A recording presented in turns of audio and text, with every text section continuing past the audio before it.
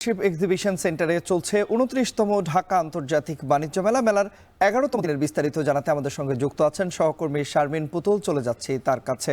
পুতুল, জানাবেন যে মেলায় বিশেষ কি ধরনের জিনিস মিলছে এবং একই সঙ্গে দরদাম নিয়ে কি বলছেন ক্রেতারা?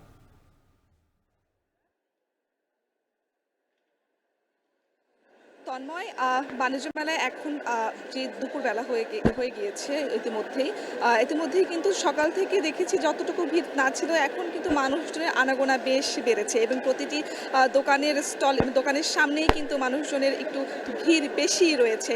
তাছাড়া দরদাম নিয়ে যে আপনি বললেন, মেলা মানেই হচ্ছে যতই ফিক্সড প্রাইসের দোকানগুলো থাকুক না কেন, সেখানে কিন্তু দরদাম করে কেনাটাই কিন্তু যারা ক্রেতা রয়েছেন তাদের একটা শিল্প বলতে পারেন।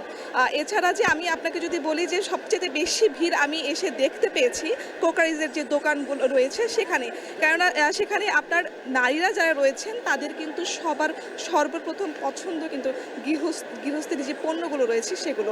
সেখানে তার রান্নাঘরে যতই আপনার হচ্ছে কোকারিজ আইটেম থাকুক না কেন, তারপরে নতুন কোনো পণ্য দেখলে কিন্তু নারীরা আবার চিন্তা করেন যে আমি এটা আরেকটা নতুন নিয়ে নিই। সেক্ষেত্রে কিন্তু দরদাম করেও তারা কেনাকাটা করছেন এবং ক্রেতাদের দৃষ্টি আকর্ষণের জন্য বিক্রেতারা কিন্তু নানা ধরনের ছাড় দিচ্ছেন এবং অফারও দিচ্ছেন। সেই অফারের মধ্যে রয়েছে আপনার একটি যদি আপনার টেলিভিশন কেনা হয় তাহলে কিন্তু প্রায় 40,000 টাকার মূল্যের আপনার যে উপহার রয়েছে সেগুলো দিবেন বিক্রেতারা এবং সেগুলোর কিন্তু হোম ডেলিভারি রয়েছে। এছাড়া আপনার প্রায় প্রতিটি স্টলেই দেখেছি প্রায় 10 থেকে 50% পর্যন্ত আপনার মূল্য ছাড় রয়েছে। আর সেক্ষেত্রে প্লাস্টিকের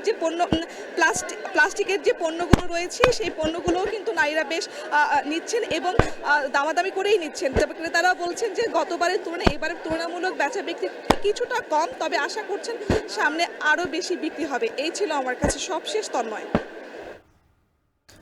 পূর্বাঞ্চলে বাণিজ্য মেলা প্রাঙ্গণ থেকে মেলার ১১তম দিনের বিস্তারিত আমাদেরকে জানাচ্ছিলেন সহকর্মী শারমিন পুতুল।